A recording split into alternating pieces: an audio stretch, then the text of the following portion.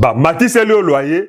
Est-ce que garantie locative peut et Mati? La réponse est non. Je vous explique.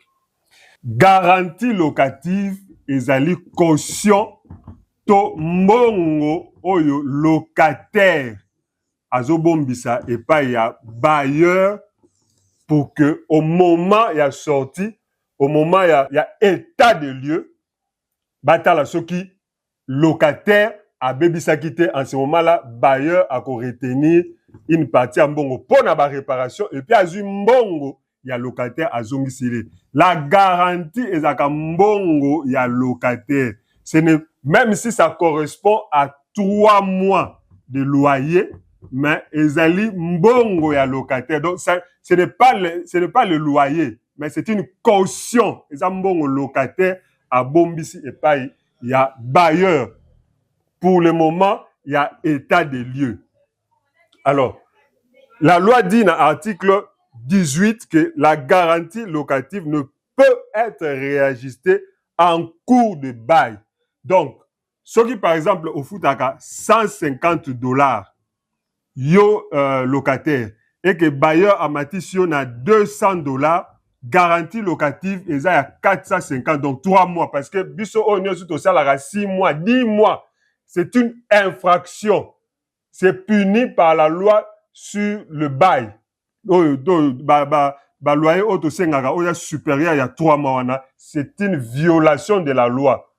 Et ça a une infraction sur le baraté. Donc,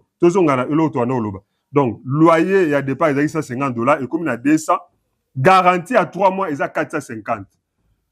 Garantie et qu'on matate pour que et comme na $600, donc soit par exemple que locataire a accès à $150, ça c'est la première chose, vous voyez bien.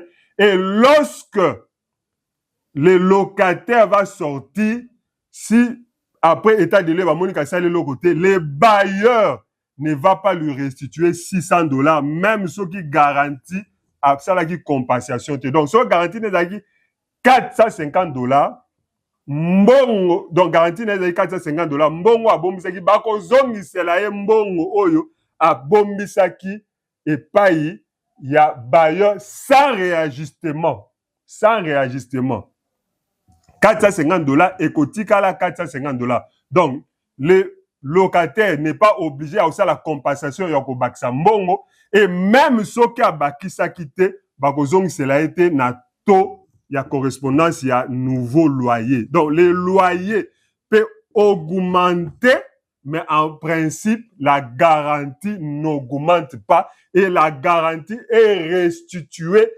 telle que elle avait été consignée parce que la garantie est une consignation. C'est une consignation du locataire. C'est ce qu'il faut savoir.